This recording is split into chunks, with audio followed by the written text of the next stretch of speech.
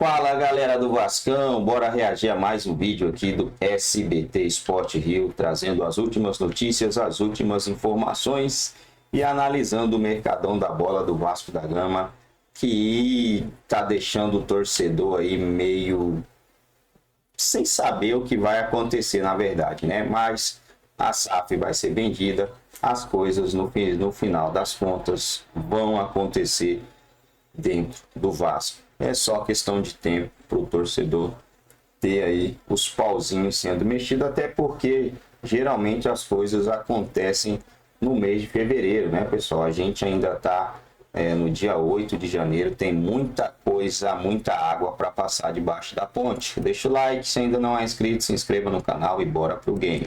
Vamos falar do Vasco, que apresentou mais um reforço para a temporada. O goleiro Daniel Fuzato já conheceu o restante do elenco e conversou com a TV do clube. Vamos ver o goleirão? Tem paredão novo na Colina. O goleiro Daniel Fuzato foi anunciado e já iniciou as atividades no CT Moacir Barbosa. Logo no primeiro dia no clube, deu suas credenciais para o torcedor. Eu tento sempre ser um goleiro agressivo, acho que ajudo bastante na cobertura defensiva.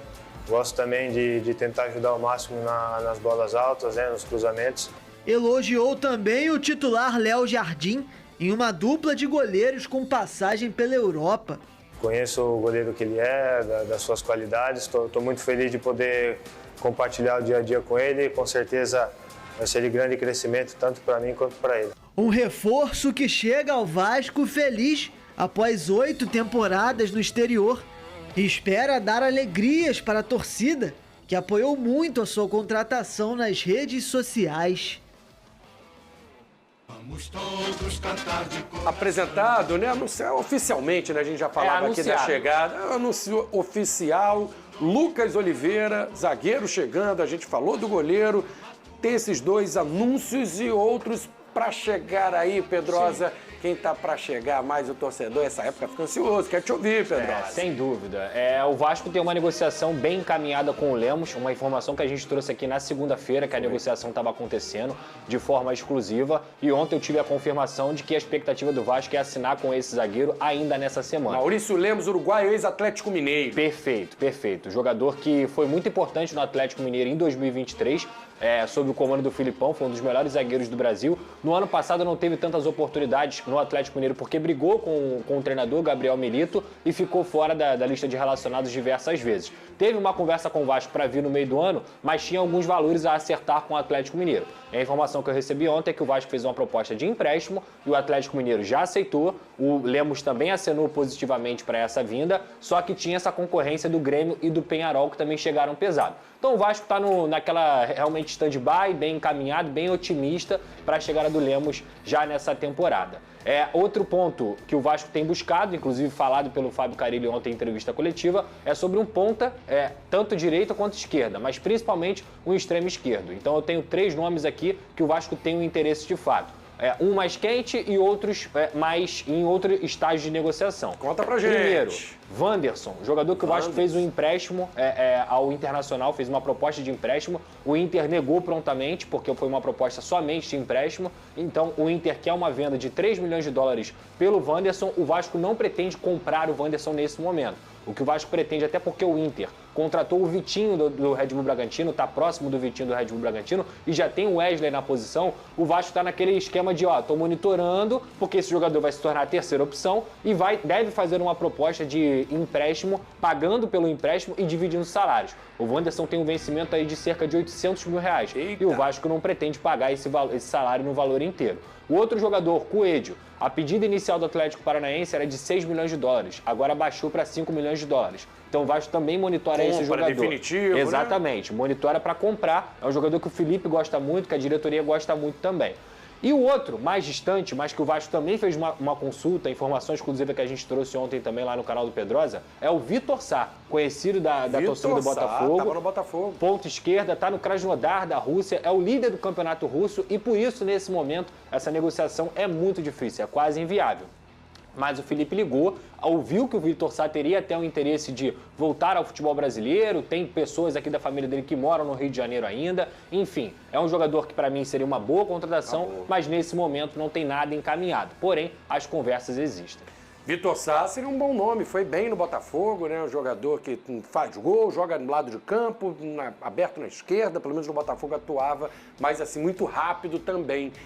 Como o Pedrosa já colocou aqui, essa é uma negociação mais difícil, né? E tem a possibilidade aí de Wanderson e Coelho. Quem que você prefere, Pedrosa? Coelho ou Wanderson? Eu gosto muito do Coelho, tá? Eu acho o Wanderson bom jogador. Seria ótimo se viessem os dois, para poder preencher essa lacuna da ponta esquerda, e o Coelho joga na ponta direita também. É o jogador que tem essa valência. Mas entre esses nomes que eu falei, eu preferi o Vitor Sá. Depois do Vitor Sá, eu gosto muito do Coelho. Eu acho que o Coelho é um jogador extremamente polivalente, novo, jovem, já tem bagagem de futebol brasileiro, fez uma boa reta final com o Atlético Paranaense, apesar do Atlético ter caído. Ele foi um cara que salvou o Atlético muitas vezes. Então, assim, se fosse entre Wanderson e Coelho, eu iria no Coelho. E dessa garotada aí que vai jogar o início do Campeonato Carioca, alguém pra gente já observar, alguém que pode se destacar e ser integrado depois com o elenco principal? Tem algum garoto que já te chama a atenção, Pedrosa? Ou alguém até mais experiente que está nesse grupo que vai começar para dar mais uma bagagem? A gente falou do Vitor Luiz, tem Sim. mais alguém para encorpar? O que pode esperar desse início? E algum garoto que a gente tem que olhar com carinho? Olha, eu gosto muito do JP, gosto do Estrela, gosto do Leandrinho, mas que o Leandrinho está com a seleção sub-20, então ele não vai participar Lateral desse primeiro momento, exatamente. O Paulinho, que é um lateral direito muito interessante. O Luiz Gustavo é um cara que sempre foi bem na zaga do Vasco, canhoto, jogador forte, que já estava até cotado para jogar algumas partidas no ano passado, mas acabou, o Vasco preferiu jogadores mais experientes naquela reta final. O próprio Lincoln, como eu disse aqui, já fez um gol no Internacional, já jogou profissionalmente. Então tem jogadores interessantes aí que eu acho que o torcedor do Vasco tem que ficar de olho. Não sei se vão fazer parte do elenco profissional depois que os principais jogadores estiverem jogando. Mas eu acho que se fosse para colocar um top 3 aí, de ficar de olho, é o JP, é o Estrela e também o Luiz Gustavo. São garotos que já apareceram no time principal, né, Venei? Que já mostraram talento, já mostraram, né, que tem qualidade. Parece que no Vasco, né, pessoal, tem a oportunidade, mas acho que tem que mostrar serviço rápido, a exigência da torcida. Às vezes o time não está encaixado e fica mais difícil para um garoto mostrar valor, né? A gente vê, de repente, no Fluminense é mais fácil de destacar. No Flamengo tem uma grande concorrência, mas parece que no Vasco a pressão é maior. Né? Eu concordo com você, só que na temporada passada acho que foi muito mais um erro do técnico, no caso o Rafael Paiva, porque ele parou de utilizar alguns jogadores. No caso do Estrela nem tanto, porque ele se machucou. O Estrela se machucou. Mas, por exemplo, o JP, de repente o JP parou de ser relacionado para as partidas e foi de um jogo para o outro. E eu falei aqui durante a temporada 2024, não estou sendo engenheiro de obra pronta. Acho que o JP é um jogador que pode aproveitar esse início de Campeonato Carioca, caso ele seja utilizado, e o próprio Estrela também, voltando de uma lesão que ele teve séria aí. Eu acho que ele pode aproveitar o início do Carioca para ganhar ritmo de jogo. São dois bons jogadores que eu gosto bastante no Vasco da Gama. Inclusive, a melhor partida do Vasco com o Rafael Paiva, os dois estavam, não é isso, Pedrosa? JP e Estrela contra o São Paulo. Foi. 4-1 aqui. Participaram de gol e assistência. Pois é, e de repente, repito, o Estrela ele não teve culpa, o Paiva, mas no caso do JP, acho que o Paiva não soube administrar muito bem. Outro garoto que também foi bem em alguns jogos e depois perdeu o espaço foi o GB. Atacante Verdade. GB, fez gol no Red Bull Bragantino, também é um garoto que tem qualidade, alto, forte, também é importante, interessante dar uma olhada. E só para trazer mais uma informação, Flávio, em relação a renovações, o Vasco tem uma conversa com o Léo Jardim, a gente trouxe aqui também, com o Verratti, com o Paulinho, com o Ryan e com o Pumita. São jogadores que estão em situações diferentes. Paulinho, Ryan e o Pumita têm contrato até o final de 2025, então o Vasco quer renovar para não perder por pré-contrato. O Verratti é um jogador que as conversas devem ser encaminhadas nesse mês ainda, porque estão conversas atrasadas desde o ano passado. E também Pumita, Paulinho, Ryan, Verratti e o Léo Jardim também é uma coisa só para sacramentar essa situação. O Vasco tem tido muita dificuldade porque está tendo que pagar comissões e dívidas que a 777 deixou desde o ano passado, com vários e vários jogadores. Um exemplo, por exemplo, o Serginho. O Serginho ganha cerca de R$400 mil por mês, recebeu proposta da Turquia e não quis ir.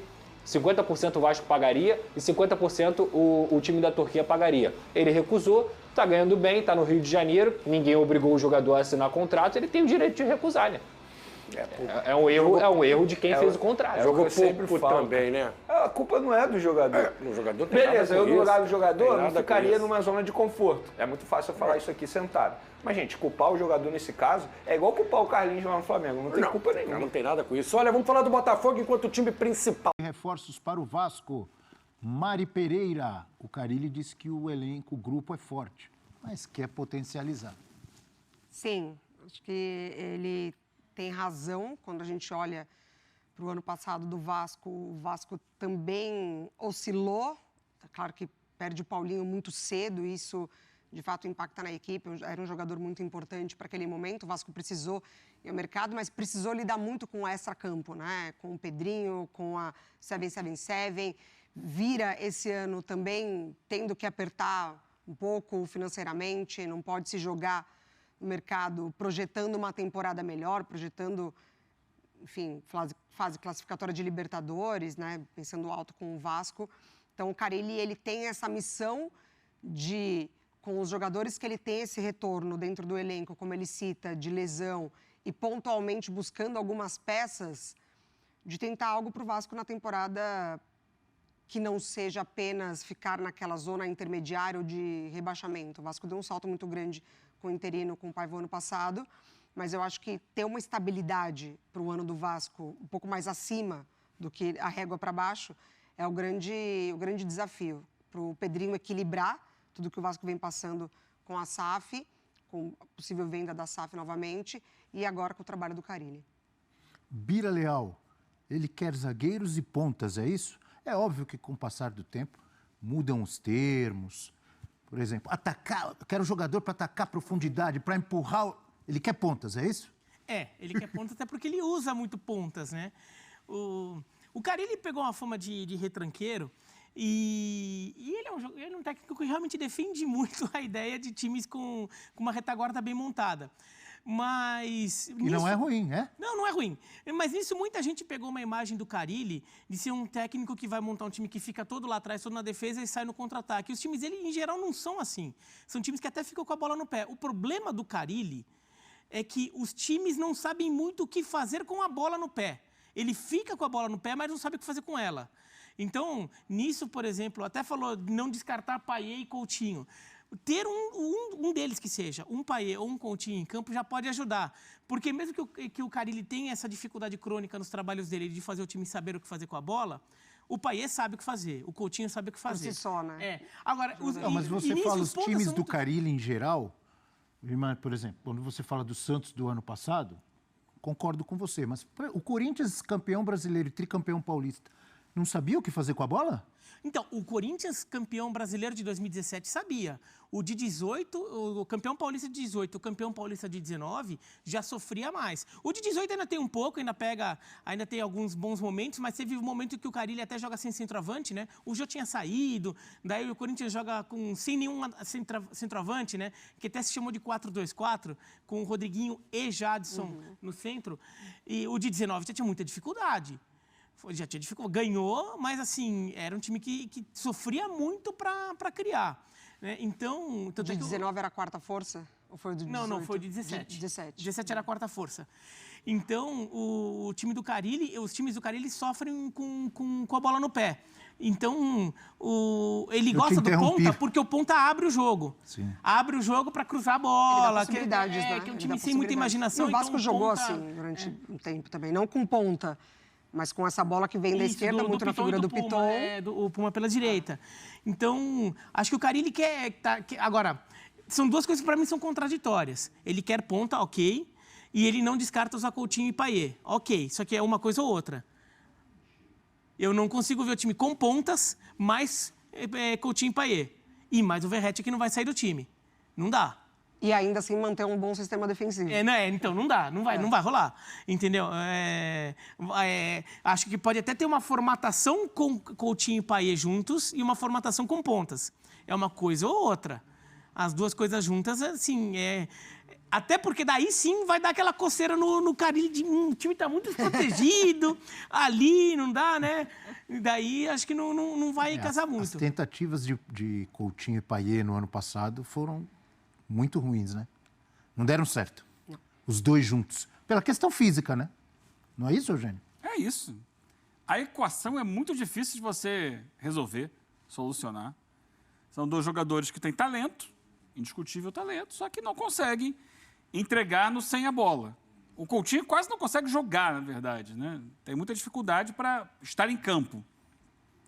Quando joga, aí é outra coisa. Aí o time funciona bem melhor, porque o talento dele é acima da média. O Payet até costuma estar mais vezes à disposição, porém com uma condição física mais difícil. Então, um pouco mais lento, um pouco mais pesado, ele não consegue mostrar tudo que ele tem de potencial. Também é um jogador mais velho e tal. E aí você faz essa conta. Mais velho também é o Verratti. 36, na casa dos 36, deve ir de 36 para 37 em algum momento aí na temporada. E já foi um milagre que o Verratti fez nos últimos anos, porque ele joga o tempo todo. Você vai pesquisar os jogos do Vasco, quando é que o Verratti ficou de fora? Pouquíssimos ao longo da temporada. E é um time que depende dele, porque é o cara que você joga lá na área, ele vai brigar, ele vai tentar uma cabeçada, ele vai tentar... É o time de uma jogada só, praticamente, né? É buscar o Verratti. Se mostrou ano passado, E faz um pivô e tal. Então, é contar que o Verratti, com 36 anos, vai segurar outra temporada, jogando 99% das partidas e respondendo... Por isso que o Carille quer reforços. É difícil, mas ele está procurando reforço de velocidade. Eu acho que tem essa dificuldade do jogador de velocidade. Para ajudar o Verratti, não é isso? Para ajudar o time, né? Todo time tem que ter. Não significa que você vai jogar com 2 pontas de velocidade o tempo inteiro. Mas você tem que ter no elenco jogadores para situações de jogo. E você pode ter, se você pensar o que eu acho pouco provável, pensar que vai ter Coutinho e Verratti juntos, você pode ter um jogador de velocidade. E eles dois ali para trabalharem a posse de bola. A equação é difícil, o elenco é limitado. Se em alguns casos tem qualidade técnica, os jogadores que têm qualidade técnica deixam muito a desejar no aspecto físico, e os que podem correr têm dificuldade técnica. Guardadas as proporções, a equação é difícil. Tem uma semelhança muito grande com o Santos, né? Só que acho que o Vasco um pouco melhor. Tem mais qualidade. Mas falta muito. A perspectiva do Vasco... nesse primeiro semestre, ainda continuar pagando algumas pendências que vieram da 777, né? Porque a 777 sai do Vasco e ela já tinha contratos que não tinham sido totalmente honrados ainda. Então, o Payet mesmo estava com luvas atrasadas. Então, o Vasco está tendo ainda que pagar o Payet, por exemplo, além do salário, né? É óbvio que tem que pagar o salário dele. Então, o Vasco ainda está com umas pendências para esse primeiro semestre e a prioridade é pagar. E daí, no segundo semestre, conseguir investir mesmo para reforçar o time. Então, imagina um primeiro semestre mais de sobrevivência do Vasco. E nisso o Carille pode ajudar. Se ele organizar aquela defesa, aquele time que vai empatar muito, de repente vai irritar o torcedor, de repente empata com o Madureira no Carioca, empata com o Madureira, empata com a Portuguesa Carioca, o torcedor fica meio irritado, mas sobrevive. De 1-0, ganhou. Isso. Tem até aquela entrevista famosa do Carille, né? Se eu não tomar gol, fizer 1, eu ganho o jogo. Tá ótimo. Entendeu? Então, talvez o Carioca seja um pouco assim. E o começo do Brasileiro também, mas para daí sim começar a investir no meio do ano, talvez a perspectiva do Vasco seja um primeiro semestre de sobrevivência.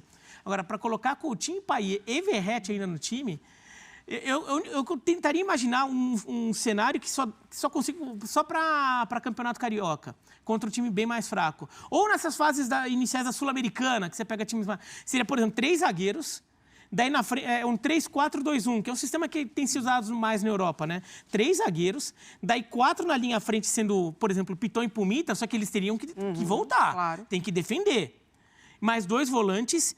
E daí você solta Payet e Coutinho armando e Verratti na frente. Só que esses 3 aqui de trás e mais os 4 aí, e o Piton e o Pumita, por exemplo, ficam correndo o tempo inteiro. Fica subindo e descendo o tempo inteiro, porque eles têm que voltar. E aí também não dá para atacar a profundidade. Então vai ter que ser meio Cafu e Roberto Carlos, não em qualidade, mas em fôlego. Né? De ficar subindo e descendo no campo o tempo todo. Porque...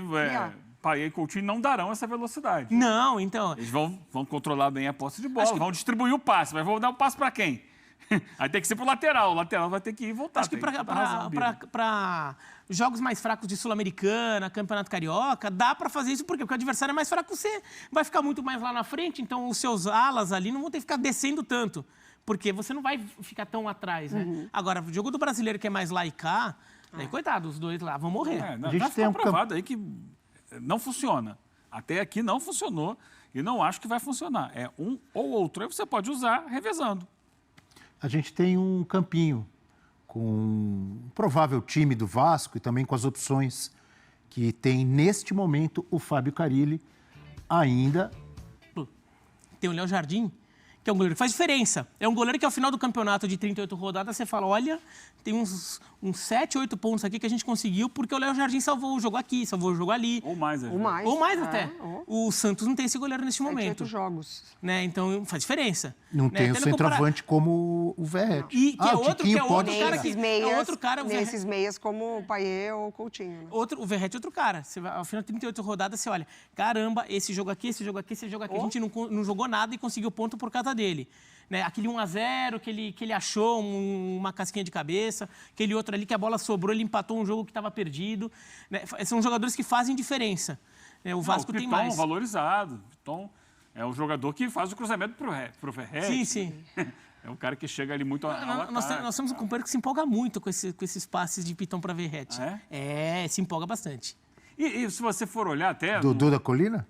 Sim. Porque, assim, praticamente é a única jogada que você olha para o time do Vasco e sabe que em algum momento vai sair. Sim. Em algum momento do jogo, se você não marcar muito bem o Piton, porque tem time que faz isso, né? Já coloca ali 2 jogadores para marcarem o Piton para não sair o cruzamento. Mas é uma situação que é óbvia do Vasco. Você vai lançar o Piton para ele cruzar. Aliás, até teve um gráfico esse ano muito curioso, né?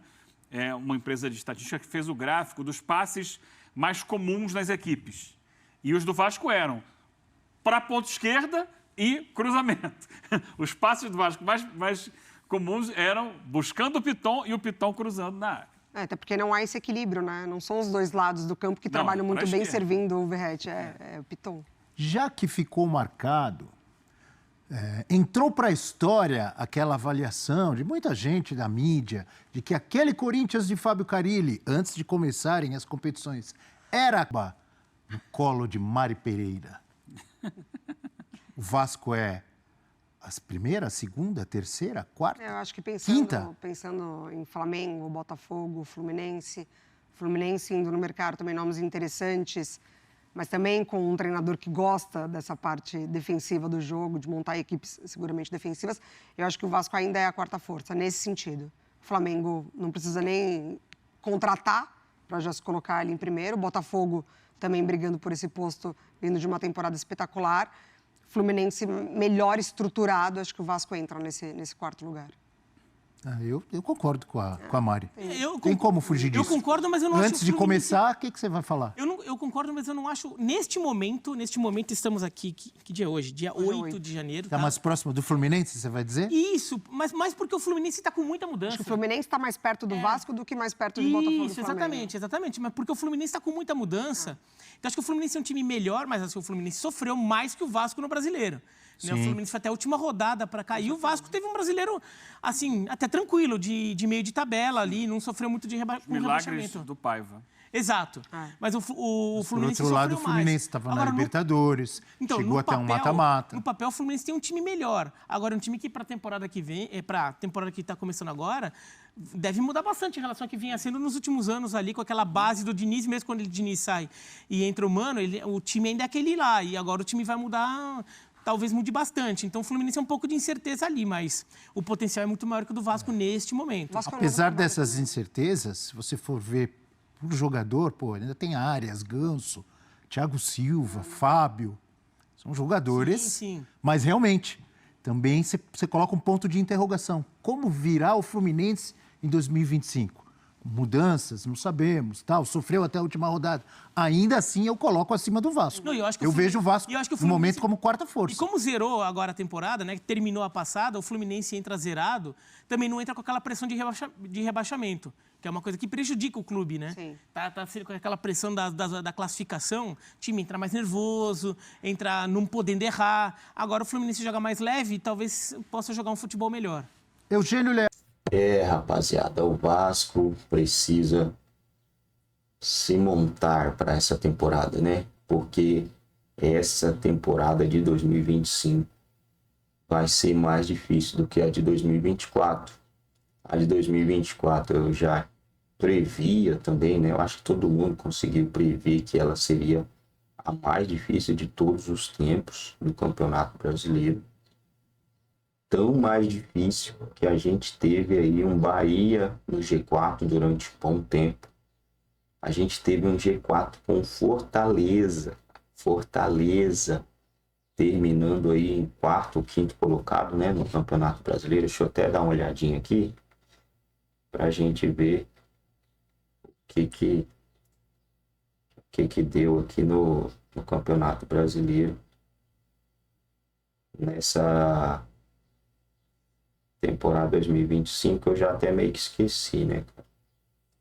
É realmente Fortaleza, quarto colocado, o Inter em quinto, São Paulo em sexto. Não era esperado nem o Botafogo ser campeão e nem o Fortaleza estar no G4. O que quer dizer isso? Quer dizer que já tem mais 2 times aí que vão, pelo menos tendem, né, a estar em um nível muito alto para a temporada agora de 2025, que é o Fortaleza e ainda o Botafogo. De cara a gente já tem também o Cruzeiro, que está montando uma seleção aí, né? Então já é um time a mais aí para ter uma dificuldade. A gente tem o Bahia, que é dos grupos City, situação mais complicada ainda. Bahia, Cruzeiro, aí a gente tem aí o Corinthians, que terminou num viés de alta, né? O Corinthians conseguiu aí 1, 2, 3, 4, 5, 6, 7, 9 vitórias consecutivas no Campeonato Brasileiro. Terminou com viés de alta. E dessas vitórias o Corinthians venceu o Palmeiras. Jogo aí que a gente pode falar, jogo muito difícil. Palmeiras 2-0 venceu o Palmeiras com autoridade, um time que o Corinthians não vencia há muito tempo. E esses são os times aí que tendem, né? Na verdade são os 8 times, né? Os 9 times, na verdade, que tendem a ser muito fortes. Teremos 9 times no Campeonato Brasileiro, muito forte. Botafogo, Palmeiras, Flamengo, Fortaleza, Internacional, São Paulo, Corinthians, Bahia e Cruzeiro. São esses os times que eu acredito que vão ser muito fortes nessa temporada.